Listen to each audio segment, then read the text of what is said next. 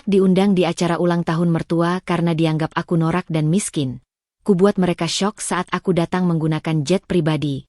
Mereka tak menyangka aku selama ini. Halo Bunda, semoga Bunda semuanya dalam keadaan sehat dan bahagia ya. Sebelum masuk ke ceritanya, jangan lupa nyalakan subtitle dan absen terlebih dahulu ya. Bunda-bunda semua dari daerah mana saja? Jangan lupa like, komen, dan subscribe channel ini ya. Selamat menonton. Aku, Dinda, duduk di teras rumah sederhana kami, menatap layar ponsel dengan perasaan yang semakin berat.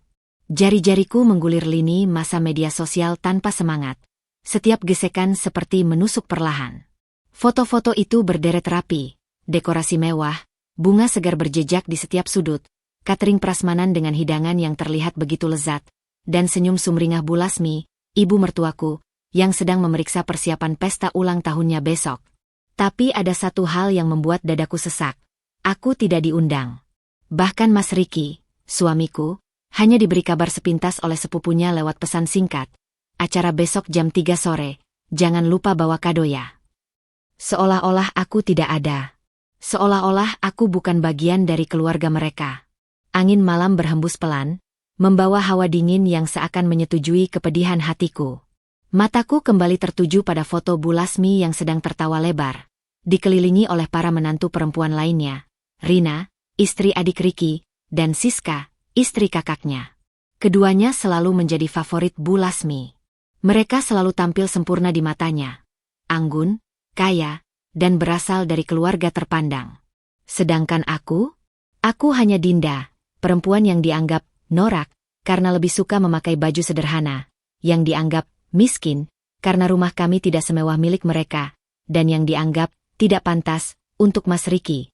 Sampai-sampai dulu Bu Lasmi pernah berkata lantang di depan keluarga besar. Riki sayang, kamu bisa dapat yang lebih baik dari dia. Air mata mulai menggenang, tapi aku cepat menyekanya sebelum Mas Riki melihat. Aku tidak ingin dia merasa bersalah. Dia sudah terlalu sering terjepit di antara aku dan keluarganya. Pintu terbuka, dan langkah kakinya yang kukenal terdengar mendekat. Dint, kamu di sini? Suaranya lembut, tapi aku bisa merasakan kecemasan di baliknya. Aku memaksakan senyum. Iya, sayang. Lagi lihat-lihat foto persiapan pesta ibumu. Dia menghela napas panjang sebelum duduk di sampingku. Matanya juga tertuju pada ponselku. Aku tahu ini menyakitkan. Tidak apa-apa, bohongku. Tidak, Dinda. Ini tidak oke. Tangannya memegang erat tanganku. Aku sudah telepon tadi, bertanya kenapa kamu tidak diundang. Kata ibu, dia khawatir kamu tidak nyaman karena acaranya formal. Aku terkekek pahit. Formal, alasan yang terlalu klise. Mereka tahu aku bisa beradaptasi dimanapun. Ini hanya tentang mereka yang malu dengan keberadaanku. Riki, sudah bertahun-tahun mereka memperlakukan aku seperti ini. Aku lelah. Suaraku bergetar. Dia menarikku dalam pelukan. Aku tahu. Dan aku minta maaf. Tapi kali ini, permintaan maaf tidak cukup. Sesuatu di dalam diriku bergolak. Jika mereka menganggap aku tidak layak, maka aku akan tunjukkan siapa sebenarnya Dinda. Aku menatap langit malam, bintang-bintang seakan berkedip setuju. Besok akan menjadi hari yang sangat berbeda. Malam semakin larut, namun mataku masih terbuka lebar, menatap langit-langit kamar yang gelap. Pikiran ini terlalu berisik untuk bisa tidur. Di sebelahku, Riki sudah terlelap dengan napas teratur, tapi aku masih terjaga, digerogoti oleh perasaan campur aduk, sakit hati, marah, tapi juga ada tekad yang mulai menyala. Aku memandangi wajah suamiku yang tenang. Riki adalah orang yang baik, terlalu baik mungkin. Selama ini, dia selalu berusaha melindungiku dari sikap kasar keluarganya. Tapi aku tahu dia terjepit. Darah dan cinta adalah dua hal yang sulit diseimbangkan. Tapi tidak lagi. Aku perlahan bangkit dari tempat tidur, berjalan pelan ke balkon kecil rumah kami. Udara malam yang sejuk menyentuh kulitku saat aku memandangi bintang-bintang yang berkelap-kelip. Aku punya rahasia. Sebuah rahasia yang bahkan Riki tidak tahu sepenuhnya. Orang-orang mengira aku berasal dari keluarga biasa, mungkin bahkan keluarga kurang mampu. Mereka menilainya dari caraku berpakaian sederhana, dari rumah kami yang tidak mewah, dari mobil tua yang kami kendarai. Mereka tidak pernah bertanya, dan aku sengaja tidak memberitahu. Tapi kenyataannya, aku menghela napas dalam-dalam sebelum mengambil ponselku dari saku jubah mandi. Jari-jariku menari di atas layar, mencari nama yang sudah lama tidak kuhubungi. Papa. 3 huruf sederhana itu menyimpan begitu banyak makna. Hubungan kami rumit. Ayahku adalah orang yang sangat sukses, pemilik salah satu perusahaan penerbangan terbesar di negara ini. Tapi aku memilih menjauh dari dunia gemerlap itu, memilih hidup mandiri dengan prinsip-prinsipku sendiri. Nada panggilan berdering beberapa kali sebelum akhirnya terdengar suara berat yang sangat kukenal. Dinda? Ini jam 2 pagi. Ada apa? Suaranya mengantuk tapi penuh kekhawatiran. Papa, aku butuh bantuan. Suaraku lebih kecil dari yang kurencanakan. Ada jeda sejenak di seberang sana. Lalu suaranya berubah, lebih waspada. Apa yang terjadi? Aku ingin meminjam jet pribadi besok. Keheningan yang lebih panjang kali ini. Aku bisa membayangkan ekspresi wajahnya. Alutnya yang sedang mencerna permintaanku yang tiba-tiba ini. Untuk apa? Tanyanya perlahan. Aku menutup mata, merasakan air mata panas menggenang lagi. Aku ingin mereka tahu. Papa. Aku ingin mereka semua tahu siapa sebenarnya putrimu. Suara di seberang berubah. Aku bisa mendengar napasnya yang tiba-tiba lebih berat. Apa yang mereka lakukan padamu? Ceritanya mengalir keluar seperti air bah yang pecah. Tentang penghinaan halus selama bertahun-tahun. Tentang pesta ulang tahun yang sengaja tidak mengundangku, tentang bagaimana mereka selalu memandang rendah aku dan Ricky. Papa akan mengatur semuanya. Suaranya tiba-tiba sangat tegas. Jet akan siap di Bandara Halim jam 1 siang besok. Sopir dan semuanya sudah aku atur. Kamu mau pakai yang mana? Yang Gulfstream atau yang Bombardier? Aku tersenyum kecil mendengar itu. Yang Bombardier saja. Papa. Terima kasih. Dan Dinda. Suaranya lebih lembut sekarang. Sudah lama Papa menunggu saat ini. Saat kamu akhirnya mau menunjukkan pada dunia siapa dirimu sebenarnya.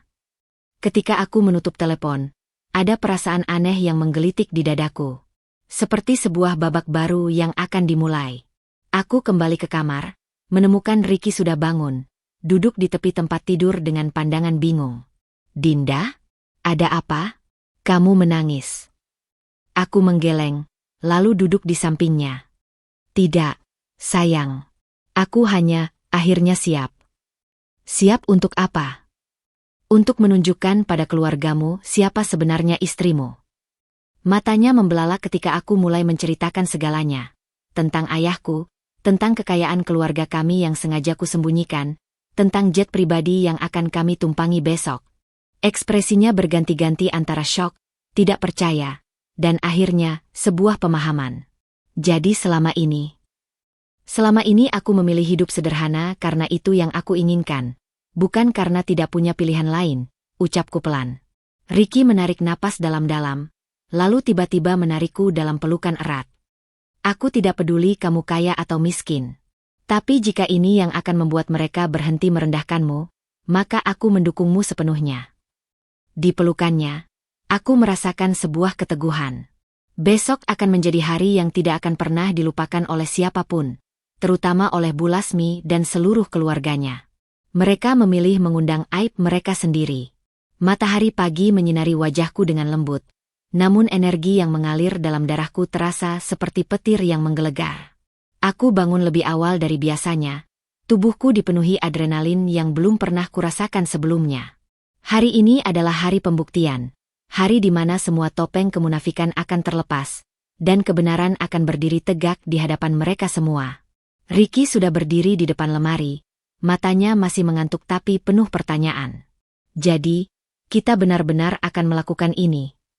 Aku mengangguk mantap sambil merapikan helai-helai rambutku di cermin. Kamu pikir aku bercanda semalam? Dia menggaruk kepalanya yang masih berantakan. Bukan itu maksudku. Aku hanya tidak menyangka kau menyimpan rahasia sebesar ini selama 5 tahun pernikahan kita. Aku berhenti sebentar, menatapnya melalui bayangan cermin. Aku tidak sengaja menyembunyikannya, Ricky. Kehidupan nyata kita berdua, selalu cukup bagiku. Aku tidak pernah merasa perlu membanggakan latar belakang keluargaku. Tapi pagi ini berbeda. Pagi ini, aku akan mengenakan pakaian yang selama ini tersimpan rapi di bagian belakang lemari. Gaun haute couture dari desainer Italia yang dihadiahkan ibuku tahun lalu. Warna merah marun yang berani, potongan yang sempurna mengikuti lekuk tubuh, dengan detail bordir halus yang hanya bisa dinikmati dari jarak dekat. Aku juga akan mengenakan perhiasan yang selama ini tersimpan di brankas khusus. Anting-anting berlian sebesar biji jagung dan kalung mutiara hitam langka warisan nenekku. Ricky tercekat ketika aku selesai berdandan. Kamu terlihat berbeda? Aku menyelesaikan kalimatnya sambil tersenyum kecil. Lebih dari itu. Kamu terlihat seperti wanita yang seharusnya tidak mereka remehkan. Ucapku tegas sambil merapikan dasinya. Aku bisa melihat keraguan kecil di matanya, tapi ada juga kebanggaan yang mulai bersinar. Kami turun ke garasi di mana mobil tua kesayangan Ricky biasanya parkir. Tapi pagi ini, sebuah Mercedes-Benz hitam mengkilap dengan sopir berseragam sudah menunggu. Selamat pagi, Nyonya Dinda. Sopir itu membungkuk hormat. Segala sesuatu sudah disiapkan sesuai permintaan Tuan Handoko. Ricky terpana. Ini, mobil kita. Untuk hari ini, iya. Jawabku sambil membimbingnya masuk ke dalam mobil mewah itu. Aku bisa melihat matanya yang terus melirik ke sekeliling interior mewah, menyentuh kulit jok yang lembut, mencium aroma leather yang mahal. Perjalanan ke bandara terasa seperti mimpi. Ricky terus mengeluarkan pertanyaan-pertanyaan yang selama ini mengendap di benaknya. Tentang bagaimana aku bisa tetap rendah hati meski berasal dari keluarga kaya. Tentang mengapa aku memilih hidup sederhana bersamanya. Tentang semua pilihan hidupku yang tiba-tiba terlihat berbeda di matanya. Kamu tahu jawabannya, bisikku sambil memegang tangannya erat. Karena aku mencintaimu, bukan karena apa yang kamu miliki atau tidak miliki. Ketika kami tiba di bandara, kami langsung diantar ke area khusus penerbangan pribadi. Dan di sana, berdiri megah, sebuah Bombardier Global 7500, jet pribadi terbaru dan tercanggih dari perusahaan ayahku. Bahkan Ricky yang bukan penggemar penerbangan pun bisa melihat ini bukan pesawat biasa. Masih berpikir ini berlebihan? Tanyaku sambil menekan lengannya. Dia menghela napas. Mereka memang pantas mendapatkan pelajaran.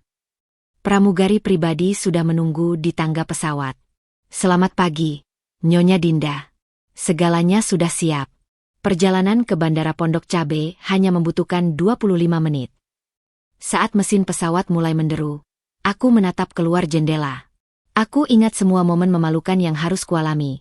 Acara keluarga di mana aku diabaikan, pertemuan-pertemuan di mana mereka berbicara tentangku seolah aku tidak ada di sana. Tatapan merendahkan setiap kali aku membawa masakan rumah untuk acara keluarga. Tapi hari ini, semuanya akan berubah. Ricky memegang tanganku erat. Aku hanya ingin kau tahu, apapun yang terjadi nanti, aku ada di pihakmu. Aku tersenyum. Aku tahu. Dan itulah mengapa kamu pantas mendapatkan versi terbaik dariku, versi yang selama ini kusembunyikan. Pesawat mulai bergerak, membawa kami menuju sebuah konfrontasi yang sudah 5 tahun tertunda. Di bawah sana, di sebuah rumah mewah di Pondok Indah, Bu Lasmi dan seluruh tamu undangannya sama sekali tidak menyadari bahwa badai kebenaran sedang menuju mereka. Dan aku tidak bisa menunggu untuk melihat ekspresi mereka ketika menyadari kesalahan besar yang telah mereka lakukan. Pesawat mendarat dengan mulus di landasan pribadi Bandara Pondok Cabe, tetapi detak jantungku justru berdegup kencang seperti drum perang. Melalui jendela, aku melihat mobil limusin hitam yang sudah menunggu dengan sopir berdiri tegak di samping pintu terbuka. Segalanya terasa seperti adegan dalam film, hanya saja ini nyata, dan aku adalah pemeran utamanya. Ricky mengeluarkan napas panjang. Aku masih tidak percaya kita melakukan ini. Aku merapikan lipatan gaunku yang sempurna. Percayalah, sayang. Ini bukan lagi tentang gengsi atau balas dendam. Ini tentang menghormati diri kita sendiri. Ketika tangga pesawat turun, angin siang yang hangat menyambut kami. Aku mengambil langkah pasti, satu persatu, merasakan setiap senti kekuasaan yang kembali ke tubuhku. Ini bukan Dinda yang mereka kenal. Ini Dinda seutuhnya. Perjalanan menuju rumah Bu Lasmi terasa seperti gerak lambat. Aku memperhatikan bagaimana Ricky terus mengepalkan dan membuka tangannya, tanda kegelisahan yang kukenal baik. Aku menyentuh pahanya. Kamu tidak perlu gugup. Bukan gugup, Din. Aku hanya memikirkan reaksi mereka. Aku tersenyum tipis. Oh, aku bisa membayangkannya dengan sangat jelas. Mobil melewati gerbang Pondok Indah dengan lancar. Semakin dekat ke rumah mertuaku, semakin banyak mobil-mobil mewah berjejer di sepanjang jalan. Tampaknya Bu Lasmi benar-benar mengadakan pesta besar.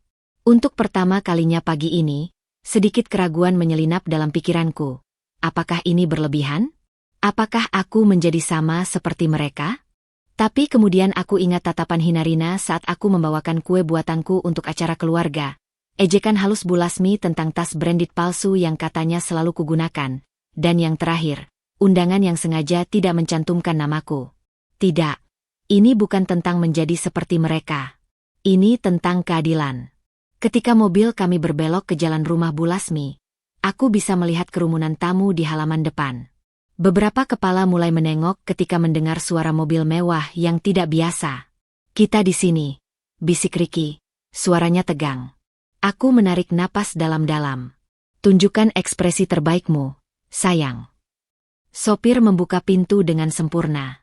Aku melangkah keluar, merasakan matahari siang menyinari penampilanku yang berbeda sama sekali dari biasanya. Gaun merah marunku berkilauan di bawah cahaya. Perhiasan-perhiasan mewahku memantulkan kilauan yang tak mungkin diabaikan. Dari kejauhan, aku melihat Rina sedang memegang gelas wine. Ketika matanya menangkap penampilanku, gelas itu hampir jatuh dari tangannya. Mulutnya terbuka lebar, matanya membelalak tidak percaya. Rina, kamu baik-baik saja? Tanya seorang tamu di sebelahnya. Tapi Rina tidak bisa menjawab. Pandangannya tetap tertancap padaku. Lalu beralih ke mobil limusin yang baru saja kami tinggalkan, kemudian kembali padaku. Aku melangkah dengan anggun, tangan terkait dengan Ricky. Suara riuh rendah mulai menyebar di antara tamu-tamu. Beberapa orang mulai berbisik-bisik, beberapa mengeluarkan ponsel mereka. Dan kemudian, momen yang paling kutunggu, Bu Lasmi muncul dari kerumunan, masih mengenakan kebaya mewahnya dengan senyum hostes yang sempurna, sampai matanya menemukanku. Ekspresinya berubah drastis. Senyumnya pudar, wajahnya memucat. Matanya melotot seperti melihat hantu. Dedinda? Ricky? Apa yang? Suaranya tercekat ketika melihat penampilanku dari kepala sampai kaki. Aku bisa melihat prosesor di otaknya bekerja keras, mencoba memahami situasi yang sama sekali tidak sesuai ekspektasinya. Aku minta maaf, Bu. Kami tidak diundang, kataku dengan suara yang sengaja kubuat cukup keras untuk didengar orang sekitar. Tapi aku tidak ingin melewatkan hari spesial Ibu. Aku mengeluarkan kotak hadiah berlapis beludru dari tas Hermisku yang asli, bukan yang palsu, seperti yang selalu mereka kira. Ini untuk Ibu. Bu Lasmi menerima kotak itu dengan tangan gemetar. Ketika dia membukanya dan melihat jam tangan Rolex Limited Edition di dalamnya, lututnya hampir tertekuk. Tapi, sekarang seluruh perhatian tamu tertuju pada kami. Aku bisa mendengar bisikan-bisikan penuh decak kagum. Jet pribadi itu milik mereka. Dinda? Yang selalu dikatakan norak itu. Lihat perhiasannya. Pasti bernilai miliaran. Seorang wanita tua yang aku kenal sebagai Tante Farida mendekat dengan mata berbinar. Dinda, sayang jet itu, milikmu. Aku mengangguk perlahan, membuat semua orang di sekitar mendadak hening. Ya, keluarga kami memang memiliki beberapa jet pribadi. Tapi aku dan Ricky lebih suka hidup sederhana. Kalimat terakhir itu sengaja kukatakan dengan nada datar. Tapi dampaknya seperti bom yang meledak di tengah pesta. Aku melihat Bu Lasmi terhuyung mundur. Wajahnya berubah dari pucat menjadi merah padam. Rina tiba-tiba muncul, mendorong tamu-tamu lainnya. Ini pasti bohong. Kamu pasti menyewa semua ini untuk pamer. Aku tidak langsung menjawab. Dengan tenang, aku mengeluarkan ponselku dan menunjukkan foto keluarga kami di hanggar pribadi dengan seluruh koleksi pesawat. Keluargaku memiliki usaha penerbangan. Rina. Ayahku Handoko. Nama itu seperti mantra ajaib. Beberapa tamu yang bergerak di kalangan bisnis tinggi langsung terkesiap. Handoko, pemilik Garuda Nusantara Airlines, tanya seorang pria berjas mewah. Aku hanya tersenyum. Bu Lasmi sekarang terlihat seperti ingin pingsan. Tangannya memegang dada, matanya tidak percaya. Kamu, selama ini aku memilih diam, Bu, ucapku lembut tapi tegas. Tapi mungkin sekarang ibu mengerti, nilai seseorang tidak diukur dari penampilan semata. Suasana berubah drastis. Tamu-tamu yang dulu memandangku dengan sebelah mata sekarang mendekat dengan senyum manis, mencoba berkenalan. Tapi yang paling memuaskan adalah melihat ekspresi keluarga Ricky, campuran antara malu, syok, dan penyesalan yang dalam. Ricky memegang tanganku erat, membisikkan, aku tidak pernah menyangka akan melihat hari ini. Aku menatapnya. Ini baru permulaan, sayang. Di balik kerumunan, aku melihat Bu Lasmi akhirnya duduk di kursi terdekat. Wajahnya masih pucat pasi. Tangannya gemetar memegang jam tangan mahal yang baru saja kuberikan. Dan untuk pertama kalinya dalam 5 tahun pernikahanku, aku merasa akhirnya dianggap setara. Tapi ini bukan akhir. Ini baru babak pertama dari pembalasan yang manis. Udara di sekitar kolam renang rumah Bu Lasmi terasa mendadak berubah, seolah seluruh atmosfer ikut bergetar menyaksikan kejadian yang tak terduga ini. Aku berdiri tegak di tengah kerumunan, merasakan puluhan pasang mata yang menancap tajam ke arahku, beberapa penuh decak kagum, beberapa lain dengan rasa ingin tahu yang membara, dan beberapa lagi dengan ekspresi bersalah yang mencoba mereka sembunyikan. Rina masih terpaku di tempatnya, bibirnya bergetar seolah ingin melontarkan protes lagi, tapi tak satu pun kata keluar. Suaminya, Adit, yang biasanya paling vokal mengejekku, malah mengalihkan pandangannya ketika mataku menatapnya. Ternyata selama ini kita salah menilai Dinda, ucap Tante Farida dengan suara cukup keras, sengaja ingin didengar semua orang. Aku menyipitkan mata. Tante Farida ini adalah salah satu yang paling sering bergosip tentangku. Kini dia berdiri paling depan, senyumnya lebar seperti menemukan harta karun. Dinda, kenapa tidak pernah bilang kalau keluarga besarmu punya bisnis penerbangan? Tanyanya sambil mendekat, tangannya ingin menyentuh lengan bajuku. Aku melangkah mundur halus, menghindari kontak. Karena tidak pernah ada yang bertanya. Tante. Jawabanku sederhana, tapi dampaknya membuat beberapa tamu lain saling pandang dengan rasa malu. Mereka semua ingat bagaimana selama ini memperlakukanku, sebagai wanita rendahan yang tidak pantas berada di lingkaran mereka. Seorang wanita muda dengan gaun hijau yang tak kukenal mendekat dengan gelas wine di tangan. Saya Mira, teman SMA Rina. Senang akhirnya bertemu denganmu, Dinda. Tangannya terulur untuk bersalaman. Aku melihat Rina dari sudut mataku. Wajahnya memerah pada melihat temannya sendiri berbalik mendekatiku. Senang bertemu, jawabku singkat, tanpa mengulurkan tangan. Mira terlihat tersinggung, tapi aku tidak peduli. Aku tidak akan membiarkan mereka menganggapku sebagai tiket emas yang tiba-tiba bisa mereka panjat. Suasana semakin tidak nyaman. Tamu-tamu yang tadinya asyik menikmati pesta sekarang berkerumun seperti burung gagak yang mencium bangkai. Mereka semua ingin dekat denganku, ingin tahu lebih banyak, ingin mendapatkan secuil dari dunia yang tiba-tiba kubuka. Dinda, kamu harus datang ke acara amal saya bulan depan. Seru seorang wanita parubaya yang biasa memanggilku, Neng, dengan nada merendahkan. Keluargamu tidak punya rute ke Eropa, kan? Saya butuh kontak untuk penerbangan privat, bisik seorang pria yang dulu pernah menertawakan tas secondhanku. Ricky menggenggam tanganku lebih erat, memberiku kekuatan. Aku bisa merasakan betapa tidak nyamannya dia dengan situasi ini. Tapi yang paling memuakkan adalah perubahan sikap Bu Lasmi. Setelah beberapa menit terdiam seperti patung, dia sekarang berjalan mendekat dengan senyum palsu yang kaku. Dinda, sayang, kenapa tidak duduk di meja utama bersama kami? Tangannya ingin memegang pundakku, tapi aku menghindar. Tidak perlu, Bu. Saya dan Ricky baik-baik di sini. Ekspresinya berubah sepersekian detik. Ada kilat kemarahan yang coba ditahannya. Tapi, kamu tamu spesial. Aku tersenyum tipis. Tapi saya bukan tamu undangan, kan? Senyum Bu Lasmi pudar seketika. Beberapa tamu di sekitar kami mendengar dan saling pandang. Aku sengaja membuatnya malu, dan itu bekerja dengan sempurna. Di sudut lain, Rina akhirnya menemukan suaranya. Ibu, jangan direndahkan seperti itu. Dia jelas hanya menyewa semua ini untuk mempermalukan kita. Suaranya melengking, memecah keramaian. Semua mata beralih padanya. Aku tidak marah. Justru, aku merasa kasihan. Kalau tidak percaya, silakan cek registrasi jetnya. Ucapku tenang sambil mengeluarkan ponsel dan menunjukkan dokumen kepemilikan. Suasana menjadi hening. Rina terlihat seperti ingin menangis. Tiba-tiba, seorang pria berjas abu-abu, yang kukenal sebagai Pak Hendro, direktur salah satu bank besar, mendekat dengan kartu namanya. Nyonya Tanuwijaya, kalau ada waktu, saya ingin mengajak keluarga Anda berdiskusi tentang kerjasama bisnis. Sekarang bahkan Ricky terlihat syok.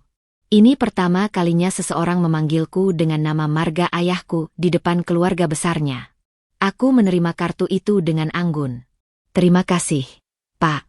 Saya akan sampaikan pada ayah. Bu Lasmi seperti melihat hantu. Tanuwijaya? Itu, marga ayahmu. Aku mengangguk perlahan, menikmati setiap detik kebingungan mereka. Ya, Bu. Handoko Tanuwijaya. Nama itu lagi-lagi membuat beberapa tamu terkesiap. Bahkan mereka yang tidak bergerak di dunia bisnis tahu betapa berpengaruhnya keluarga Tanuwijaya. Pesta yang seharusnya menjadi hari kebanggaan Bu Lasmi berubah menjadi momen kekalahannya. Tamu-tamu yang dia undang untuk memamerkan kekayaan dan status sosialnya sekarang malah memujiku. Wanita yang selama 5 tahun dia anggap sebagai aib keluarga. Aku melihat jam tangan Rolexku, hadiah dari ayah untuk wisudaku dulu. Sayang, sudah waktunya kita pergi. Bisikku pada Ricky. Tapi kita baru datang. Protesnya lemah. Aku sudah mencapai apa yang ingin ku capai di sini. Ketika kami berbalik untuk pergi, kerumunan langsung membuka jalan. Bahkan pelayan-pelayan yang biasanya mengabaikanku sekarang membungkuk hormat. Bu Lasmi terburu-buru menghampiri. Dinda, tunggu. Kamu tidak bisa pergi sekarang. Kenapa tidak, Bu? Lagi pula, nama saya tidak ada di daftar undangan. Kalimat terakhir itu kulemparkan dengan senyum manis sebelum aku melangkah pergi, meninggalkannya terpaku di tempatnya. Di dalam limusin yang membawa kami kembali ke jet pribadi, Ricky akhirnya mengeluarkan tawa yang selama ini ditahannya. Aku tidak pernah melihat ibu seperti itu seumur hidupku. Aku bersandar ke kursi, melepas sepatu hak tinggiku. Ini baru permulaan, sayang. Aku tidak perlu menengok untuk tahu bahwa di sana, semua tamu masih berdiri terpana, menyaksikan kepergian kami dengan jet pribadi, simbol kekuatan yang selama ini mereka remehkan. Tapi yang paling memuaskan adalah mengetahui bahwa mulai saat ini, mereka semua akan memandangku, dan Ricky, dengan cara yang sama sekali berbeda. Dan itu adalah kemenangan pertamaku. Pesawat mendarat dengan mulus di bandara pribadi. Tapi pikiran kami masih berputar-putar di sekitar kejadian tadi. Ricky duduk diam di kursinya, matamu menerawang jauh, sementara aku sibuk memeriksa notifikasi ponsel yang sudah penuh dengan pesan dari nomor-nomor tak dikenal.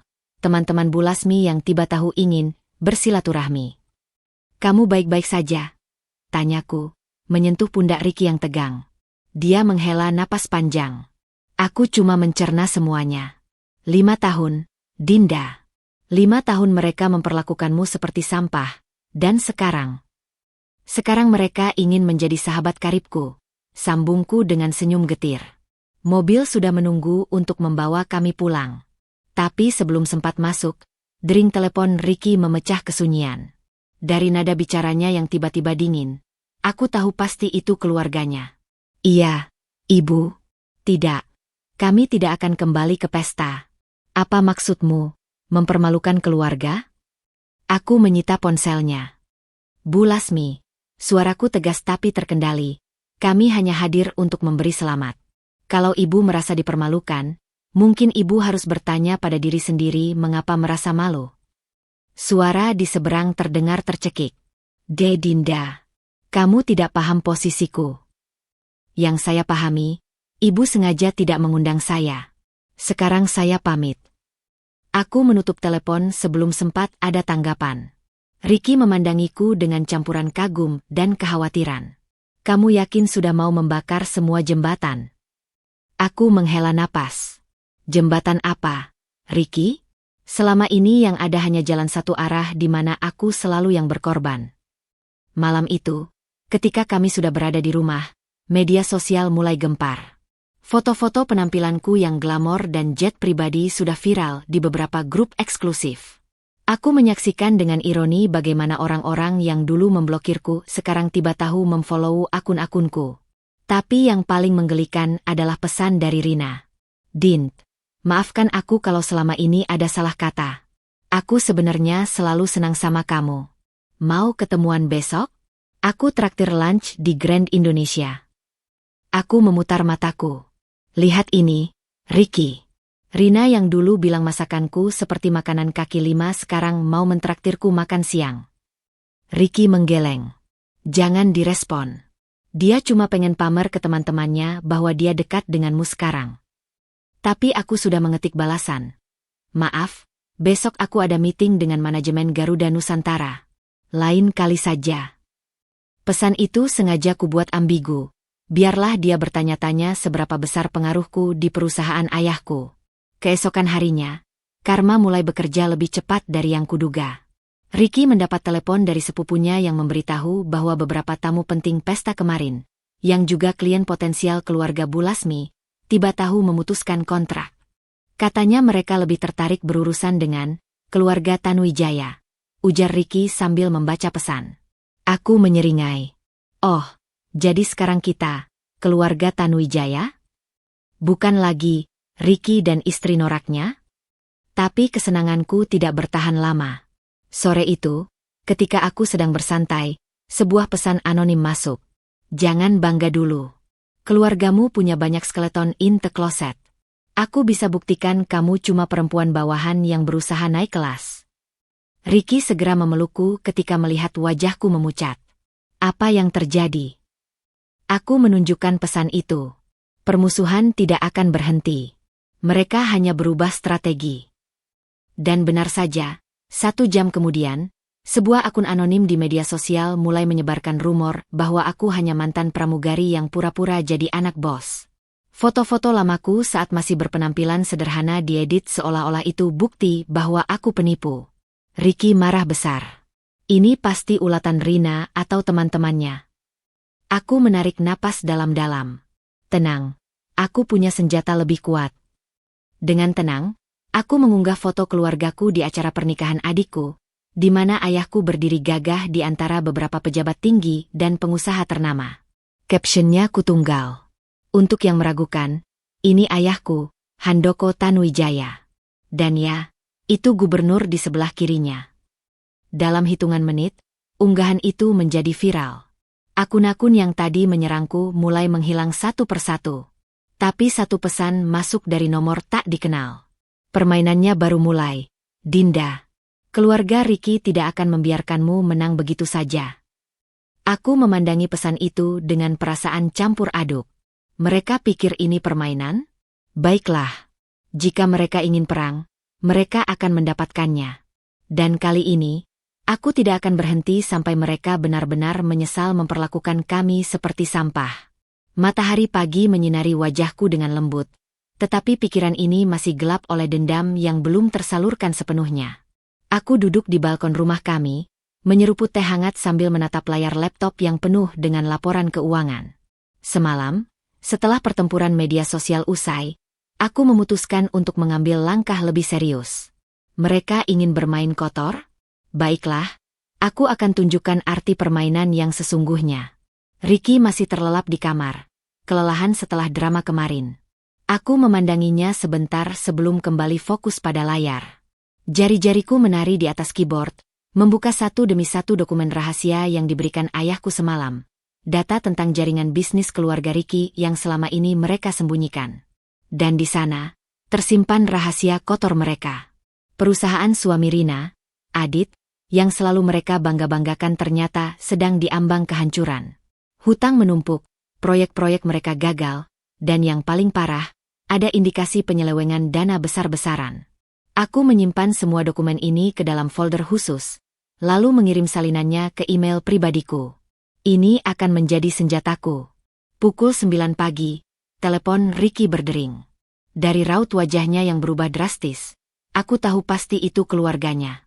Iya, Bu. Apa? Bagaimana bisa? Tidak, aku tidak tahu apa-apa tentang itu. Aku berpura-pura tidak mendengar, tetap sibuk dengan sarapanku. Ricky menutup telepon dengan wajah pucat. Perusahaan Adit kolaps. Semua mitra bisnisnya menarik diri tiba-tiba. Bank menolak perpanjangan kredit. Aku mengangkat alis.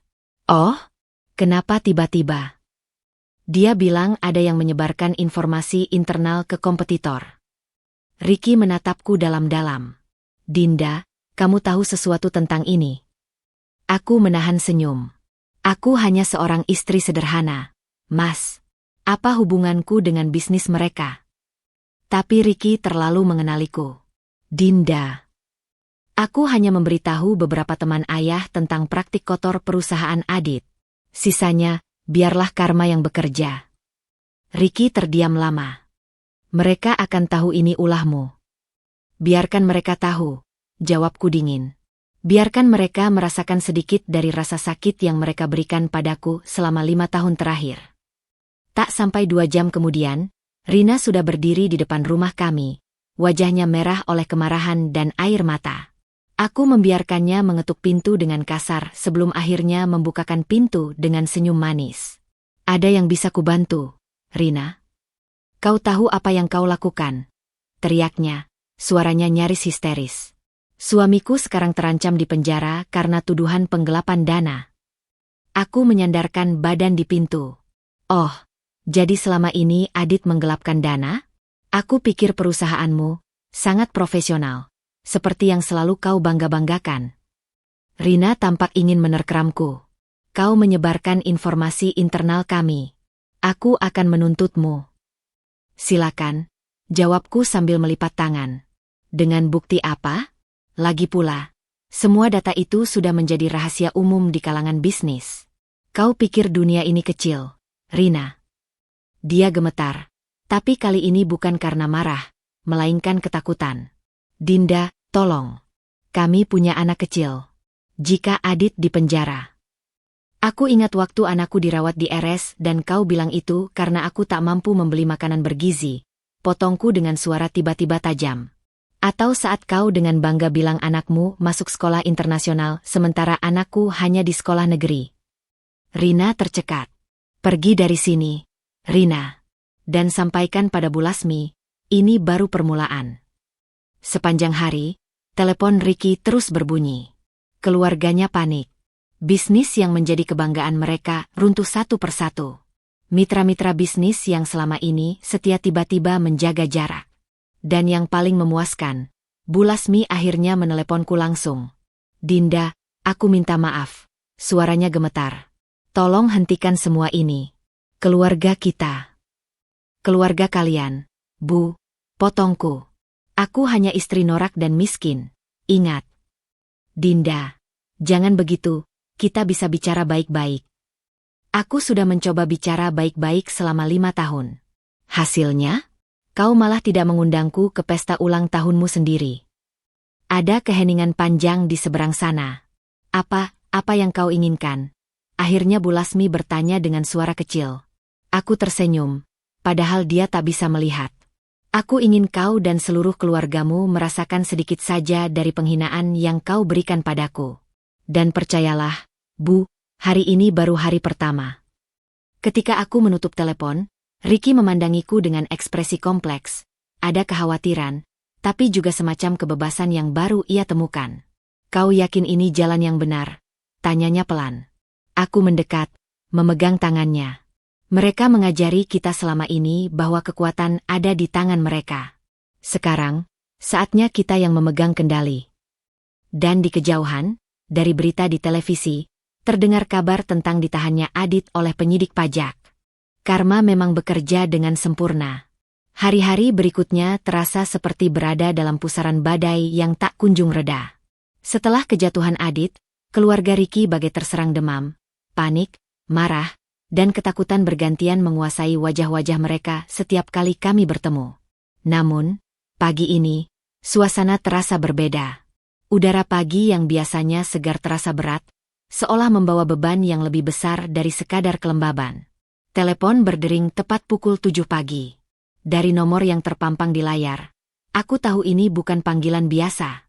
Bu Lasmi, sudah seminggu sejak kejadian di pesta ulang tahunnya, dan selama itu pula aku sengaja mengabaikan segala upayanya untuk berkomunikasi. Ricky, yang sedang menyiapkan sarapan, menatapku dengan alis terangkat. Kau tidak harus mengangkatnya, bisiknya. Tapi kali ini, rasa penasaran mengalahkan kebencianku. Aku mengangkat telepon dengan jari yang tegang. Ya, Bu. Suara di seberang terdengar serak, seolah tak tidur semalaman. Dinda, aku tahu aku tidak pantas meminta apa-apa darimu sekarang.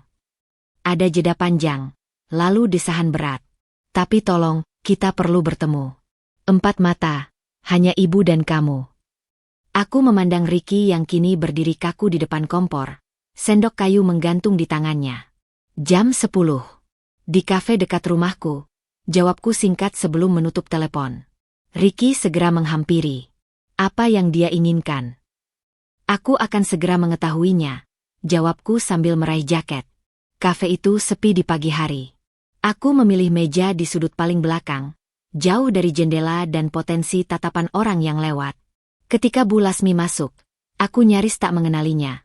Wanita yang biasanya selalu tampil sempurna itu kini mengenakan kerudung sederhana, mata sembab, dan garis-garis kelelahan yang jelas terlihat di wajahnya. Dinda, sapanya lembut saat duduk di hadapanku. Tangannya gemetar ketika meletakkan tas di kursi sebelahnya. Ibu ingin bicara apa, Bu? Tanyaku langsung pada inti, menolak untuk bermain-main. Dia menarik napas dalam-dalam. Aku datang untuk meminta maaf dan memohon bantuanmu. Aku diam, memberi ruang baginya untuk melanjutkan. Keluarga kami sedang dalam masalah besar. Matanya berkaca-kaca. Setelah kasus Adit, semua mitra bisnis menjauh. Bank menolak perpanjangan kredit. Bahkan rumah utama kami terancam disita. Aku menyeruput kopiku perlahan, menjaga ekspresi tetap netral. Dan ibu pikir ini urusanku? Dinda, tangannya tiba-tiba meraih tanganku. Aku tahu kami telah bersalah padamu.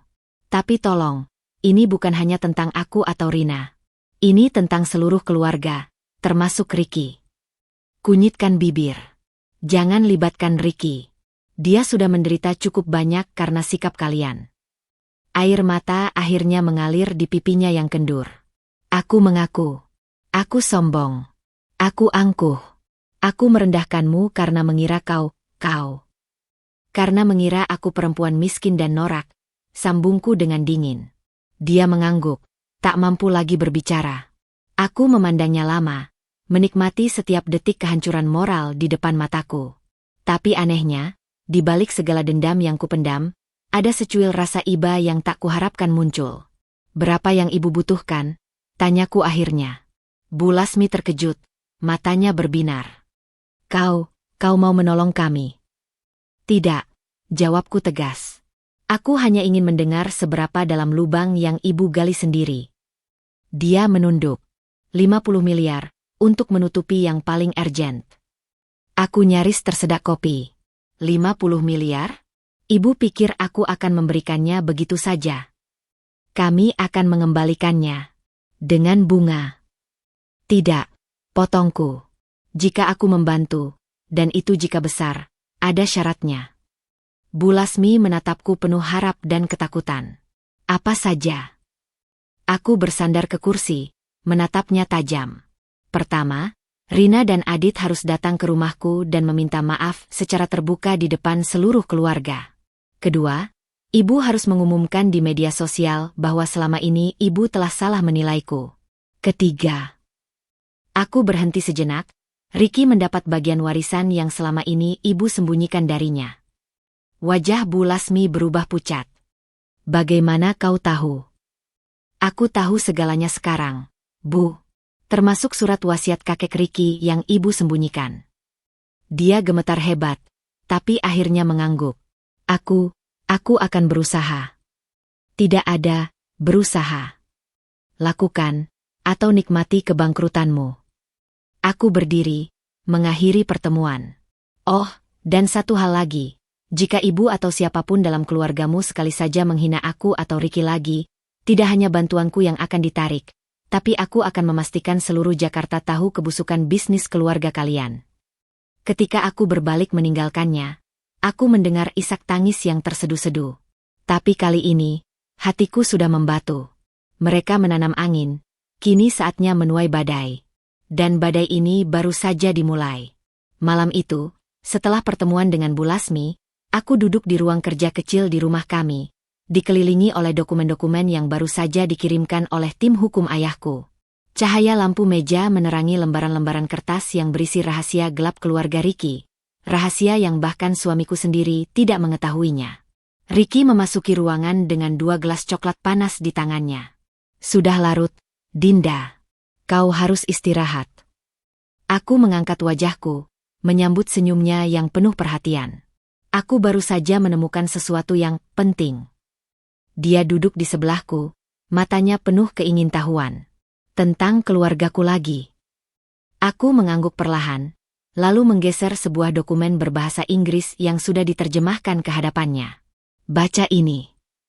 Dokumen itu adalah surat wasiat kakek Ricky, almarhum Haji Darmawan Sutanto, yang dibuat 10 tahun lalu, sebelum beliau meninggal. Ricky membacanya dengan mata yang semakin lama semakin membelalak.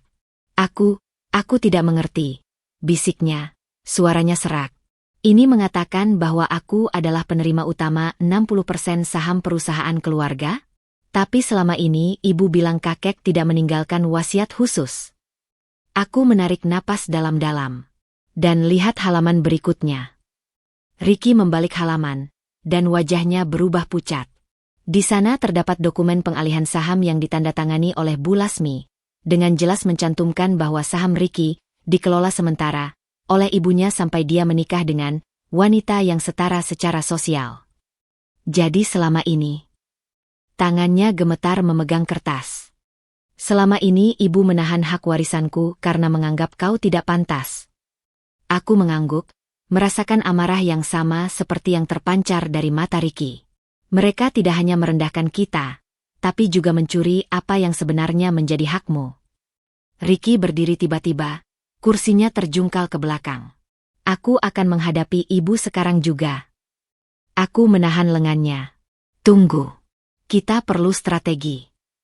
Apalagi yang perlu ditunggu, Dinda? Mereka sudah menipuku selama bertahun-tahun.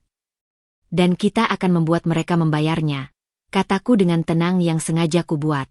Tapi dengan cara kita sendiri. Aku mengambil laptop dan membuka sebuah rekaman. Dengar ini dulu.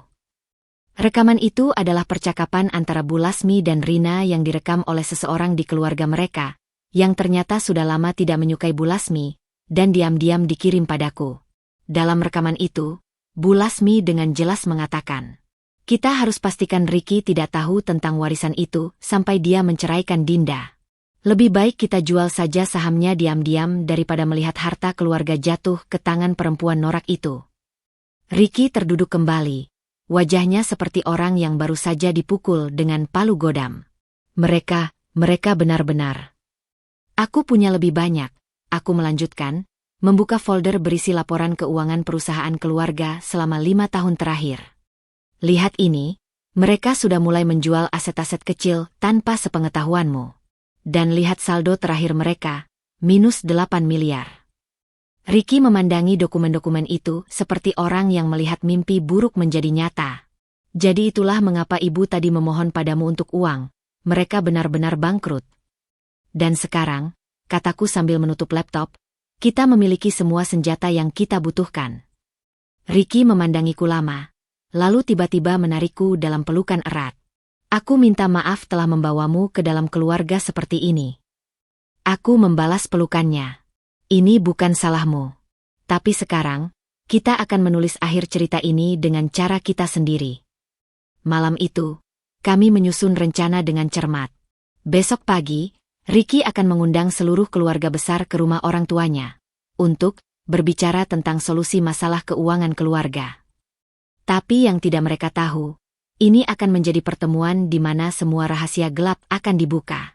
Dan aku akan hadir di sana, bukan sebagai Dinda yang dihinakan, bukan sebagai perempuan norak yang mereka kira, tapi sebagai Dinda Tanuwijaya, wanita yang akan memastikan bahwa keadilan akhirnya ditegakkan. Besok akan menjadi hari terakhir kekuasaan mereka. Dan yang paling manis, mereka sama sekali tidak menyadari badai yang akan datang. Pagi itu, langit Jakarta terlihat mendung, seolah alam semesta sendiri tahu bahwa hari ini akan menjadi hari penghakiman. Aku berdiri di depan cermin kamar mandi, mengenakan blazer hitam dengan potongan tajam yang membuatku terlihat seperti seorang jaksa yang siap menghadapi persidangan. Setiap helai rambutku disisir rapi, riasan wajahku dibuat sempurna, tidak berlebihan, tapi cukup untuk membuat siapapun yang memandang tahu bahwa aku bukan lagi Dinda yang bisa mereka remehkan. Ricky sudah berdiri di depan pintu, mengenakan kemeja putih dan jas biru tua yang membuatnya terlihat begitu tegas. Matanya yang biasanya hangat sekarang dingin seperti baja. "Kamu yakin ingin melakukan ini?" tanyanya untuk terakhir kali. Aku mengunci genggamannya. "Mereka sudah memulai perang ini, sayang. Sekarang kita hanya akan mengakhirinya." Mobil mewah yang kusewa khusus untuk hari ini sudah menunggu di depan. Kali ini, bukan untuk pamer, tapi untuk menunjukkan bahwa kami serius. Bahwa ini bukan lagi permainan anak-anak. Rumah besar keluarga Ricky di Pondok Indah biasanya terlihat megah, tapi hari ini terkesan seperti bangunan tua yang rapuh. Ketika kami masuk, suasana sudah tegang. Seluruh keluarga besar sudah berkumpul di ruang tamu utama. Bu Lasmi duduk di kursi favoritnya dengan wajah pucat, Rina dan Adit yang baru saja bebas dengan jaminan duduk di sampingnya, serta paman dan bibinya yang selalu memandangku dengan sebelah mata. "Ricky, Dinda," sambut Bu Lasmi dengan suara gemetar. "Kami sudah menunggu." Aku tidak menyahut. Hanya duduk di kursi yang disediakan dengan sikap tenang yang sengaja kubuat. Ricky berdiri di tengah ruangan, memandang satu persatu anggota keluarganya. "Aku mengumpulkan kalian semua hari ini karena ada beberapa hal yang perlu dibicarakan." Suaranya tegas, berbeda dari biasanya. Aku melihat Bu Lasmi menggeser posisi duduknya, tidak nyaman. "Pertama," Ricky melanjutkan, "aku ingin bertanya pada ibu. Di mana surat wasiat kakek yang menyatakan bahwa 60% saham perusahaan adalah hakku?" Ruang tamu mendadak senyap. Wajah Bu Lasmi berubah dari pucat menjadi merah padam. Surat wasiat? Apa yang kau bicarakan, nak?" Ricky tidak terpancing. Dari tas kerjanya, dia mengeluarkan salinan surat wasiat yang kudapatkan dan melemparkannya ke meja. "Ini, Bu," ditandatangani oleh notaris dan 2 saksi. "Jangan bilang ibu tidak tahu." Rina langsung menyambar dokumen itu, matanya melotot saat membaca isinya. Ini pasti palsu." Aku tersenyum. "Kami punya versi aslinya di brankas pengacara. Mau lihat?" Adit yang biasanya sok berani sekarang terduduk lemas. "Ini tidak mungkin." "Dan lebih tidak mungkin lagi," sambung Ricky dengan suara dingin, "adalah bagaimana ibu dan kalian semua telah menjual sebagian sahamku tanpa sepengetahuanku." Dia mengeluarkan laporan keuangan yang lebih lengkap dari yang kuperlihatkan padanya semalam. Angka-angka merah di sana-sini seperti luka terbuka yang menganga. Bu Lasmi mulai menangis. Kami hanya berusaha menyelamatkan perusahaan. Menyelamatkan dengan mencuri." Ricky membentak, membuat semua orang terkejut. "Dengan menjual aset keluarga di belakangku? Dengan mengucilkan istriku karena mengira dia tidak punya uang?" Aku berdiri perlahan, mengambil alih pembicaraan. "Dan sekarang, setelah kalian tahu siapa sebenarnya keluargaku, kalian mau meminta bantuan?" Aku memandang satu persatu wajah di ruangan itu. "Kalian pikir kami akan membantu setelah semua yang kalian lakukan?" Rina tiba-tiba meledak. "Kau pikir kau bisa datang ke sini dan menghina kami? Ini rumah kami." Aku tertawa. "Oh Rina, kau lucu. Kau tahu rumah ini sudah diagunkan untuk utang perusahaan kan? Kalau kami mau, besok juga kami bisa membelinya lewat lelang." Bu Lasmi terisak-isak. "Tolong, kami keluarga." "Keluarga?" Ricky memotong. "Keluarga tidak akan mencuri dari anggota mereka sendiri. Keluarga tidak akan merendahkan istri anak mereka hanya karena penampilan. Aku mengambil remote dan menyalakan TV besar di ruang tamu. Kalian mungkin ingin melihat ini. Layar menampilkan rekaman CCTV dari sebuah bank. Terlihat jelas Bu Lasmi dan suaminya, yang sudah meninggal, bertemu dengan notaris untuk memalsukan tanda tangan Ricky saat dia masih kuliah di luar negeri. Bagaimana kau mendapatkan itu? Teriak Bu Lasmi, wajahnya penuh ketakutan. Ayahku punya teman di banyak tempat, jawabku dingin. Saat ketegangan memuncak, bel pintu berbunyi. Aku tersenyum. Oh, tamu kita yang lain sudah datang. Pelayan membukakan pintu, dan masuklah 3 orang berpakaian resmi. Selamat pagi. Kami dari kepolisian dan Direktorat Pajak, kata salah satu dari mereka. Kami memiliki surat perintah pemeriksaan untuk kasus penggelapan dana dan pemalsuan dokumen. Ruang tamu yang megah itu kini berubah menjadi medan kekacauan. Rina menjerit, Adit mencoba kabur tapi dihadang. Sementara Bu Lasmi hanya terduduk lemas di kursinya. Air mata mengalir deras di wajahnya yang kini terlihat 10 tahun lebih tua. Ricky mendekati ibunya untuk terakhir kali. Ibu punya 2 pilihan. Mengakui semua kesalahan dan menandatangani pengembalian sahamku, atau menghabiskan sisa hari di penjara. Aku berdiri di belakang Ricky, menyaksikan kehancuran keluarga yang dulu begitu sombong ini. Di luar, hujan mulai turun dengan deras. Seolah alam sendiri menyiram debu dari puing-puing kerajaan mereka yang runtuh. Dan ketika petir menggelegar di kejauhan, aku tahu, ini bukan akhir. Ini baru babak pertama dari kejatuhan mereka. Dan seperti hujan yang membersihkan kota yang kotor, kami akan membersihkan nama Ricky dari segala kebohongan mereka. Tapi untuk sekarang, melihat mereka tercerai-berai dalam kepanikan, itu sudah cukup puas untuk hari ini. Malam itu, setelah badai pertemuan keluarga reda, aku duduk di tepi jendela suite mewah hotel tempat kami menginap sementara. Kota Jakarta di bawah berkaca-kaca oleh hujan yang masih gerimis. Lampu-lampu gedung tinggi berkedip seperti bintang-bintang yang mengejek. Tubuh ini lelah, tapi pikiran masih berputar kencang seperti mesin yang tak mau berhenti. Ricky terlelap di kamar tidur. Kelelahan setelah pertarungan emosional tadi. Aku memandangi wajahnya yang kini lebih tenang. Baru kali ini dalam 5 tahun pernikahan, aku melihatnya benar-benar bebas dari beban keluarga. Ponsel di tanganku bergetar. Notifikasi dari media sosial muncul bertubi-tubi. Awalnya kukira hanya orang-orang yang penasaran dengan drama keluarga kami, tapi ketika kubuka satu persatu, darahku mendidih. Foto-foto lamaku yang diedit secara vulgar. Klaim bahwa aku mantan pramugari yang menjebak Ricky. Bahkan ada yang membuat akun palsu seolah-olah aku pelacur kelas tinggi. Yang paling menyakitkan, sebuah artikel di media online kelas bawah dengan judul, Istri, Jet Pribadi, Ternyata Mantan Wanita Penghibur? Eksklusif wawancara dengan keluarga sang suami. Jari-jariku gemetar membuka artikel itu. Di sana, dengan bangganya, Rina memberikan wawancara penuh fitnah. Dinda itu cuma pura-pura kaya. Dia dulu kerja di klub malam, ketemu Ricky saat sedang menjalankan tugas. Keluarganya pun bukan pemilik pesawat, hanya pegawai biasa. Semua bukti kepemilikan jet itu palsu. Aku menatap layar sampai mataku perih. Betapa liciknya mereka. Ketika dikalahkan dengan fakta, mereka menyerang dengan kebohongan. Tiba-tiba, sebuah pesan masuk dari nomor tak dikenal. Masih mau bermain? Kami punya lebih banyak foto. Spesial MU. Tarik semua tuntutan atau besok seluruh Indonesia akan melihatnya. Aku nyaris menjatuhkan ponsel. Ini jelas ancaman. Mereka berani memalsukan foto untuk menjatuhkanku. Dengan napas berat, aku membuka laptop dan mulai bekerja. Pertama, mengumpulkan semua bukti digital, screenshot, rekaman, dokumen. Kedua, menghubungi tim humas ayahku yang sudah berpengalaman menangani skandal. Ketiga, dan yang paling penting, menelepon pengacaraku. Bu Dinda, sapa pengacaraku melalui video call, wajahnya serius. Saya sudah lihat beritanya.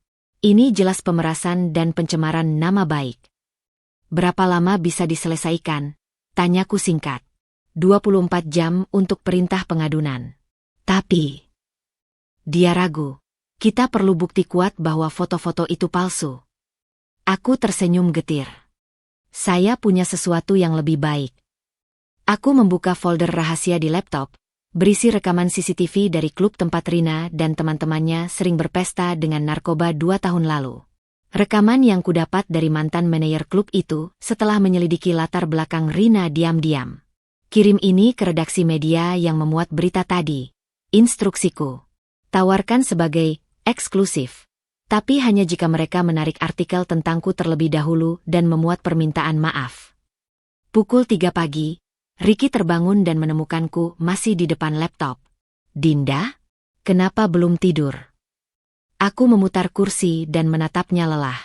Keluargamu tidak akan menyerah begitu saja. Kubuka layar laptop untuk menunjukkan padanya artikel fitnah itu. Wajah Ricky berubah merah padam. Ini keterlaluan. Aku akan. Sudah kuhandle. Potongku. Tapi ada sesuatu yang harus kau tahu. Aku menunjukkan padanya rekaman CCTV yang akan kubocorkan ke media. Ricky terpana melihat adik iparnya sendiri sedang asyik menghisap sesuatu yang jelas bukan rokok biasa. Selama ini Rina yang sok suci itu. Aku mengangguk. Dan ini hanya sedikit dari rahasia mereka. Tapi aku tidak ingin memakai ini, Ricky. Aku bukan seperti mereka. Dia memelukku erat. Kamu terlalu baik untuk mereka. Tidak, bisikku. Aku hanya punya prinsip. Tapi jika mereka terus menyerang. Ponselku berdering. Pesan dari tim humas ayah. Semua media sudah menarik berita. Permintaan maaf akan tayang pagi ini. Polisi juga sudah menyita server palsu yang menyebarkan foto. Aku menghela napas lega. Satu pertempuran dimenangkan. Tapi perang belum usai. Ricky menatapku dengan mata berbinar. Aku punya ide. Besok, kita adakan konferensi pers. Untuk apa? Untuk mengakhiri semua ini. Sekali dan untuk selamanya. Aku memandanginya lama, lalu perlahan mengangguk. Mungkin dia benar. Mungkin inilah saatnya kami yang mengontrol narasi. Besok, seluruh Indonesia akan mendengar kebenaran dari mulut kami sendiri. Dan untuk keluarga Ricky, ini akan menjadi pukulan terakhir yang tak akan pernah bisa mereka pulihkan. Konferensi pers diadakan di ballroom hotel berbintang 5 milik keluarga kami. Aku berdiri di belakang layar, menyaksikan puluhan wartawan dari berbagai media terkemuka memenuhi ruangan. Kameramen menyiapkan peralatan mereka, sementara para reporter sibuk memeriksa catatan. Suasana tegang namun penuh antisipasi, seperti udara sebelum badai. Ricky memegang tanganku erat. Kamu yakin ingin melakukan ini? Aku menghela napas dalam-dalam. Mereka sudah memaksa kita ke sudut. Sekarang saatnya kita yang bicara. Tim humas ayahku, yang terdiri dari para profesional berpengalaman, telah menyusun segala sesuatunya dengan cermat. Di layar monitor, aku melihat Bu Lasmi dan Rina muncul di pintu belakang. Wajah mereka pucat ketika menyadari besarnya acara ini. Mereka jelas tidak menyangka kami akan melangkah sejauh ini. Ladies and gentlemen, pembawa acara membuka konferensi pers. Terima kasih telah hadir pada konferensi pers keluarga Bapak Ricky Sutanto dan Ibu Dinda Tanuwijaya hari ini. Aku melangkah ke podium dengan gaun putih sederhana namun elegan. Sengaja dipilih untuk kontras dengan citra, wanita malam, yang mereka coba lekatkan padaku. Ricky di sampingku mengenakan setelan jas biru tua. Wajahnya tenang namun penuh wibawa. Sebelum kami mulai, ucapku dengan suara jelas, kami ingin memperlihatkan sesuatu. Layar besar di belakang kami menampilkan dokumen-dokumen yang sudah kami kumpulkan. 1. Surat wasiat kakek Ricky yang menyatakan ia sebagai penerima utama 60% saham perusahaan keluarga. 2. Bukti pemalsuan tanda tangan oleh Bu Lasmi untuk mengalihkan saham tersebut. 3. Rekaman percakapan antara Rina dan Adit tentang rencana mereka menjual saham Ricky secara ilegal.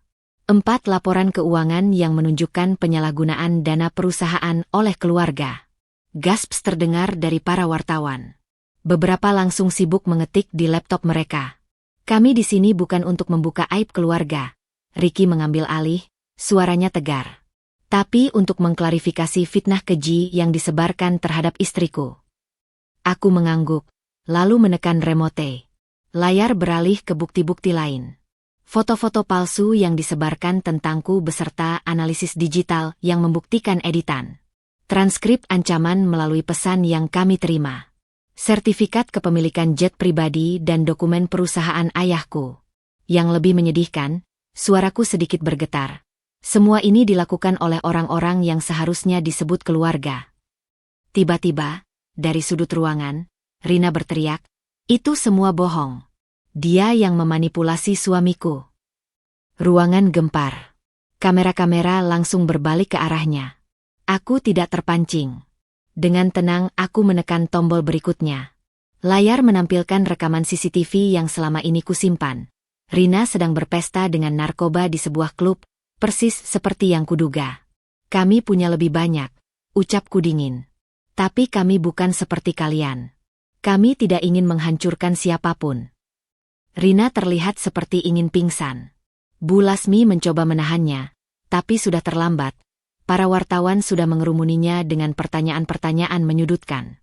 Ricky mengambil mikrofon. "Mulai hari ini, saya secara resmi memutus hubungan dengan keluarga Sutanto. Semua proses hukum akan berjalan, dan kami harap media bisa meliput dengan adil." Ketika kami berbalik meninggalkan podium, aku melihat Bu Lasmi terjatuh di kursinya. Wajahnya basah oleh air mata. Rina berteriak-teriak histeris di hadapan kamera yang terus merekam. Adit bahkan sudah kabur dari ruangan. Di belakang panggung, Ricky menarikku dalam pelukan erat. "Sudah berakhir," bisiknya. Aku menggeleng, menyeka air mata yang tak kusadari mengalir. "Bukan akhir, sayang. Ini awal yang baru. Awal di mana kami akhirnya bebas. Bebas dari kebohongan. Bebas dari penghinaan. Dan yang paling penting, bebas untuk memulai hidup kami yang sebenarnya, tanpa beban keluarga toksik yang selama ini mengekang." Dan ketika kami melangkah keluar dari hotel menuju mobil yang menunggu, untuk pertama kalinya dalam 5 tahun pernikahan, aku benar-benar merasakan kedamaian. Mereka menanam angin, dan akhirnya menuai badai. Sementara kami akan menanam benih-benih baru, di tanah yang subur, jauh dari racun mereka. Dan suatu hari nanti, kami akan menuai kebahagiaan yang selama ini kami perjuangkan. 3 hari setelah konferensi pers, seluruh Jakarta bergemuruh dengan skandal keluarga Sutanto. Media massa, baik cetak maupun online, ramai memberitakan kejatuhan dinasti bisnis yang selama ini dikenal sebagai keluarga terpandang. Aku menyaksikan semua ini dari balkon rumah baru kami. Sebuah penthouse mewah di kawasan segitiga emas yang sengaja kubeli tunai untuk menunjukkan bahwa kami tidak lagi bagian dari dunia mereka yang penuh kepalsuan. Ricky memelukku dari belakang, dagunya menempel di pundakku. "Kau sudah baca berita pagi ini?" Aku menggeleng, menikmati hangatnya sinar matahari pagi yang menyapu wajahku. Masih terlalu indah pagi ini untuk diracuni berita tentang mereka. Dia memutar tubuhku pelan dan menatap mataku. "Ibu dirawat di RS Jiwa." Kalimat itu membuat napasku tercekat. Apa? Tekanan mental. Rina juga dikabarkan mengalami gangguan kecemasan parah setelah rekaman CCTV-nya beredar. Ricky menghela napas. Adit kabur ke luar negeri, meninggalkan istri dan anaknya. Aku menutup mata, mencerna informasi ini. Sejujurnya, aku tidak merasa menang. Rasanya lebih seperti hampa. Kita harus melakukan sesuatu. Ricky mengerutkan kening. Setelah semua yang mereka lakukan. Bukan untuk mereka, ujarku sambil membuka mata. Untuk diri kita sendiri. Aku tidak ingin menjadi seperti mereka, mendendam sampai kehancuran total. RS Jiwa tempat Bu Lasmi dirawat ternyata jauh lebih sederhana dari rumah sakit mewah yang biasa mereka gunakan. Lorong-lorongnya berbau disinfektan kuat, dinding catnya sudah kusam, dan suara tangisan pasien lain terdengar dari berbagai penjuru.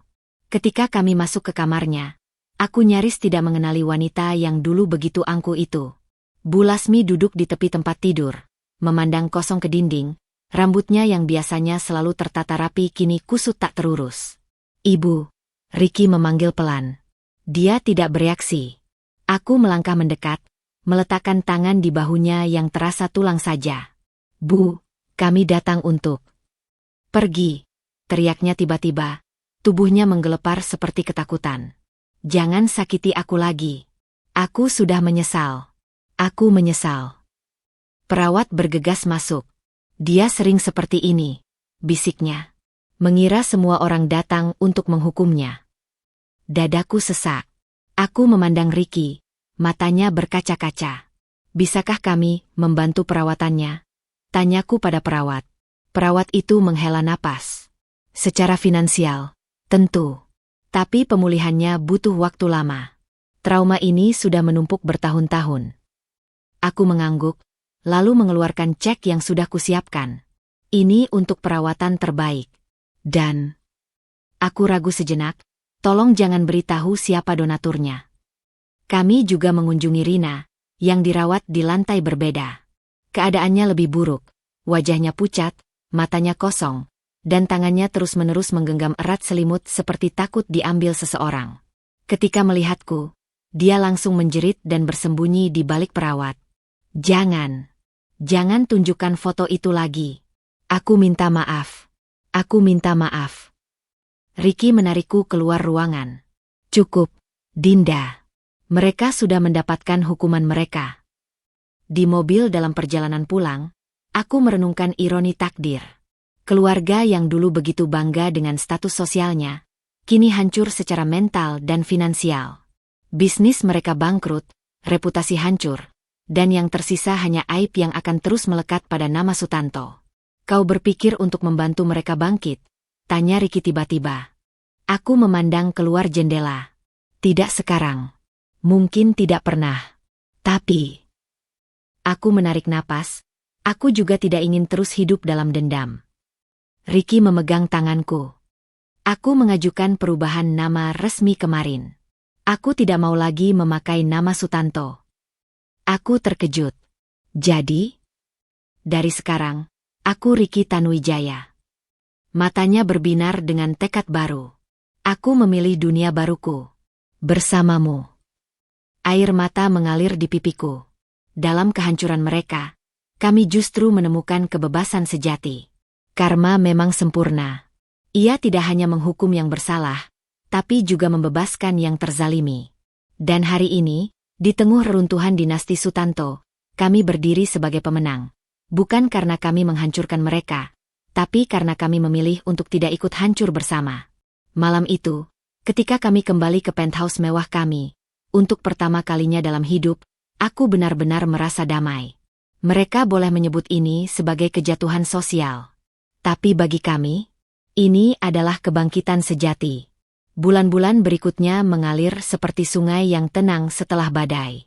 Ricky, sekarang resmi berganti nama menjadi Ricky Tanuwijaya, telah sepenuhnya mengambil alih manajemen warisannya yang sah. Aku pun mulai aktif membantu mengelola divisi baru di perusahaan ayah, sambil perlahan membangun kembali kepercayaan diriku yang sempat hancur karena perlakuan keluarga Ricky dulu. Suatu sore, ketika kami sedang menikmati teh di teras penthouse, Ricky tiba-tiba mengeluarkan sebuah map tebal. Aku menemukan ini di dokumen pengacara. Ujarnya, wajahnya serius. Aku membuka map tersebut dan terkejut melihat isinya. Dokumen lengkap tentang pernikahan kami, termasuk investigasi latar belakang keluargaku yang dilakukan diam-diam oleh Bu Lasmi sebelum pernikahan. Jadi sejak awal mereka tahu siapa keluargaku. Suaraku gemetar.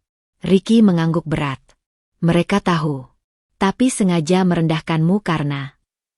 Dia berhenti, ragu melanjutkan. Karena apa? Karena ibu takut pengaruh keluargamu akan mengalahkan kekuasaannya dalam keluarga kami.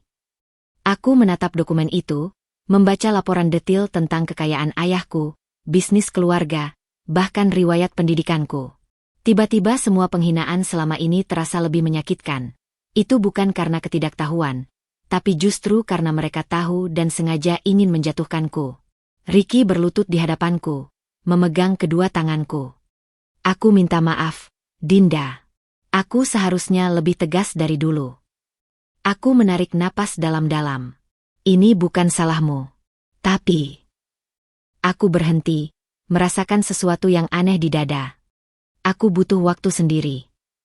Aku menghabiskan seminggu berikutnya di villa ayahku di Bali. Setiap pagi aku bangun dengan mata sembab. Setiap malam aku tidur dengan pikiran kacau. Dokumen itu telah membuka luka lama yang kupikir sudah sembuh. Di hari ke-6, ayahku datang menemani.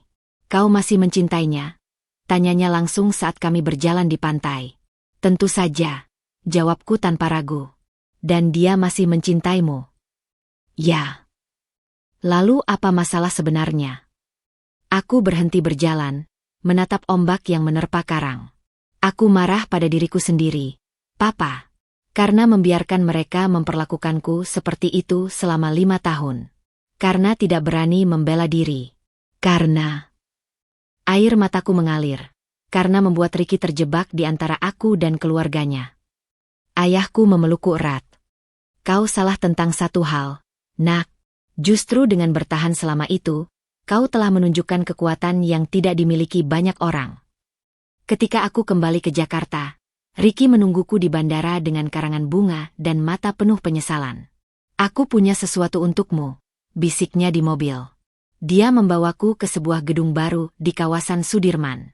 Saat lift membawa kami ke lantai paling atas, hatiku berdebar kencang. Pintu lift terbuka, memperlihatkan sebuah ruangan luas dengan dinding kaca menghadap seluruh kota. Di tengah ruangan, ada papan nama besar bertuliskan, Tanuwijaya, Legal Consulting Firm. Aku ingin memulai baru, ujar Ricky, matanya berbinar. Denganmu.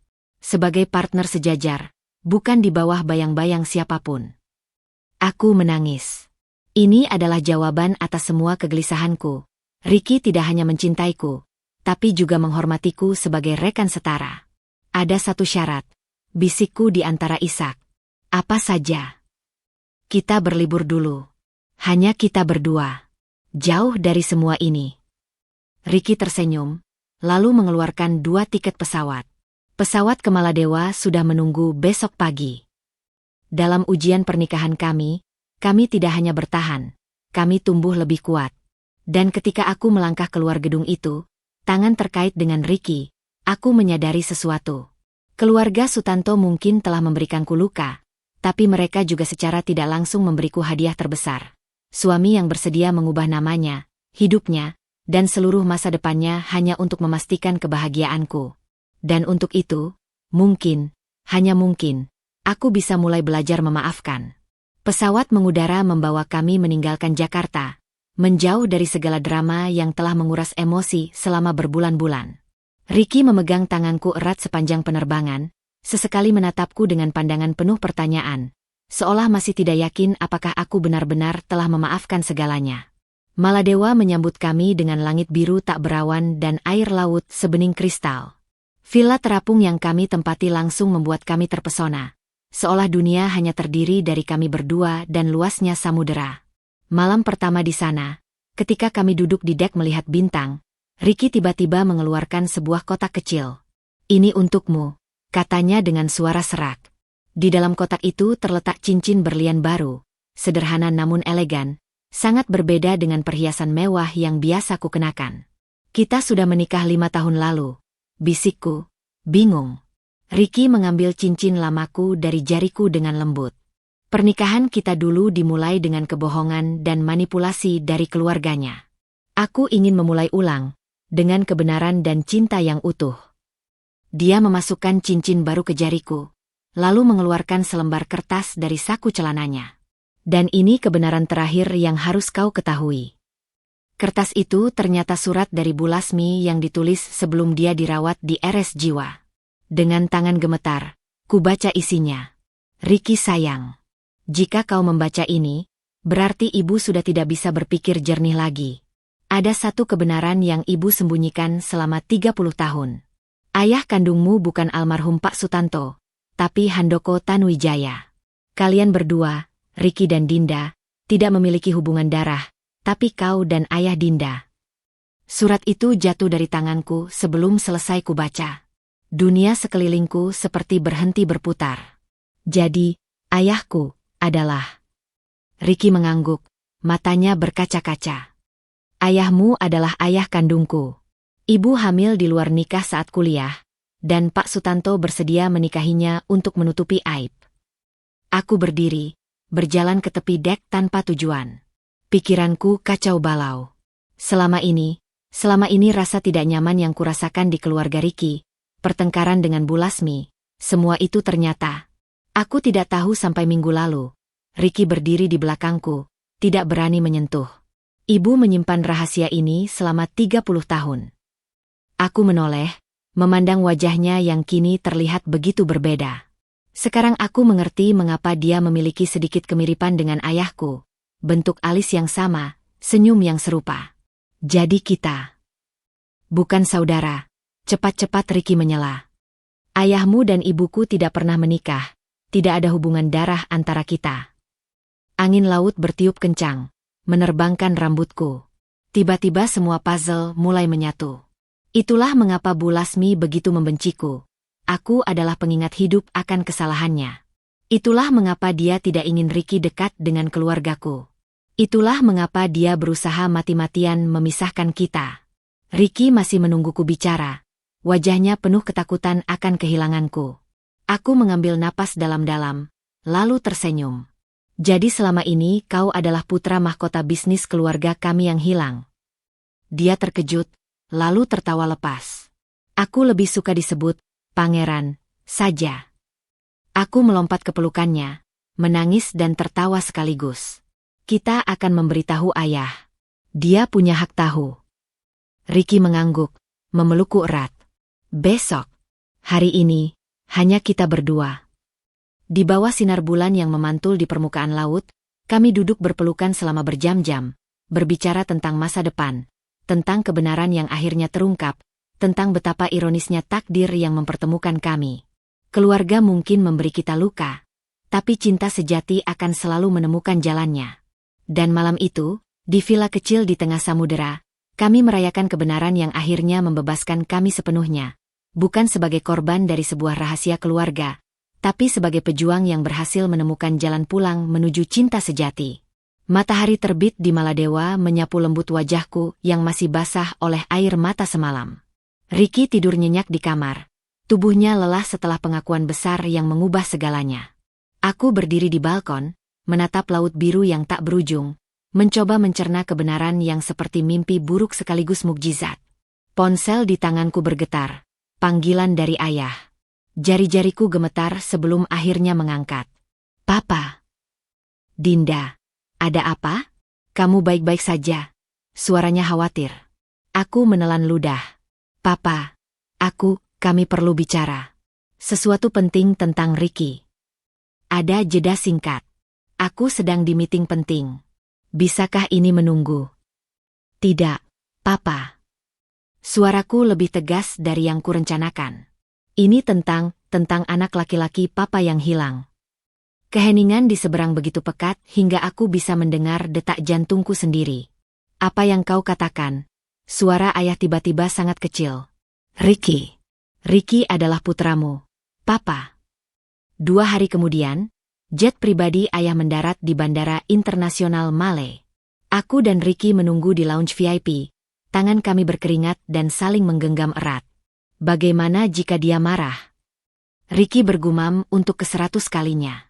Aku memijat punggung tangannya. Dia tidak akan. Pintu lounge terbuka, dan ayahku berdiri di sana. Wajahnya pucat, matanya langsung tertuju pada Ricky. Tak ada yang bergerak, tak ada yang berbicara.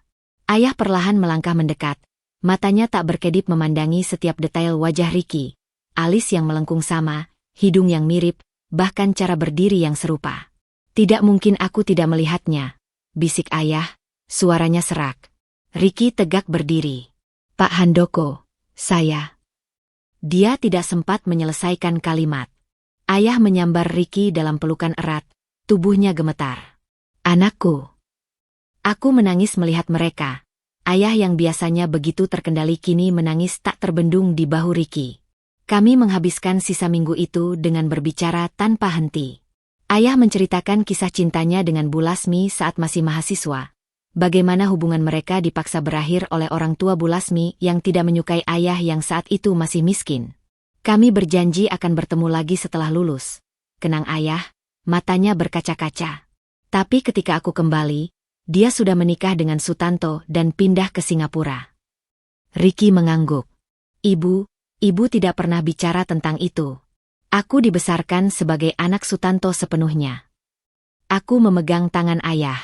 Dia menyimpan rahasia ini selama 30 tahun. Ayah menghela napas berat dan menyakiti kalian berdua karena itu. Matahari mulai tenggelam, menyiram kami dengan cahaya keemasan. Ayah tiba-tiba berdiri, wajahnya penuh tekad. Kita harus menemui Lasmi.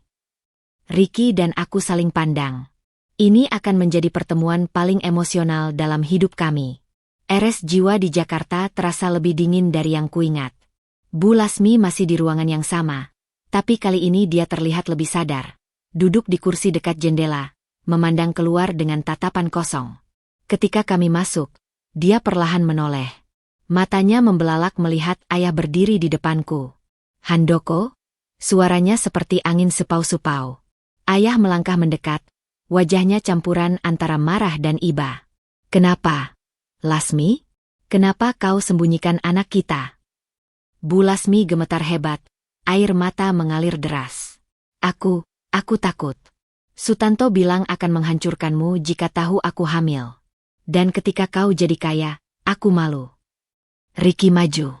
"Ibu, selama ini ibu membuatku membenci ayah kandungku sendiri. Ibu memanipulasi hidupku." Ruangan itu penuh dengan tangisan, kemarahan, dan pengakuan yang tertahan puluhan tahun. Aku mundur ke sudut, membiarkan mereka bertiga mengurai benang kusut ini. Di tengah pertengkaran itu, tiba-tiba Bu Lasmi menjatuhkan bom baru. "Ricky bukan satu-satunya," teriaknya. "Kita punya anak lain, Handoko. Seorang perempuan yang kau beri nama Dinda." Dunia berputar. Kakiku lemas. Aku anak kandung Bu Lasmi dan ayahku. Ricky memandangku dengan wajah yang sama syoknya. "Artinya selama ini?" "Tidak," ayah membentak. "Dinda adalah anakku dengan Lani, ibu kandung Dinda. Aku melakukan tes DNA saat dia lahir." Bu Lasmi tertawa histeris. "Lani mandul, Handoko. Dia tidak bisa punya anak. Dinda adalah anak kita yang kau kira keguguran. Aku yang menitipkannya padamu lewat suster." Aku terjatuh ke lantai, tak bisa bernapas. Ricky bergegas memelukku, tapi dia juga terlihat seperti orang yang baru saja disetrum. Ayah berdiri kaku, wajahnya tak berkutik. Apa kau bilang?"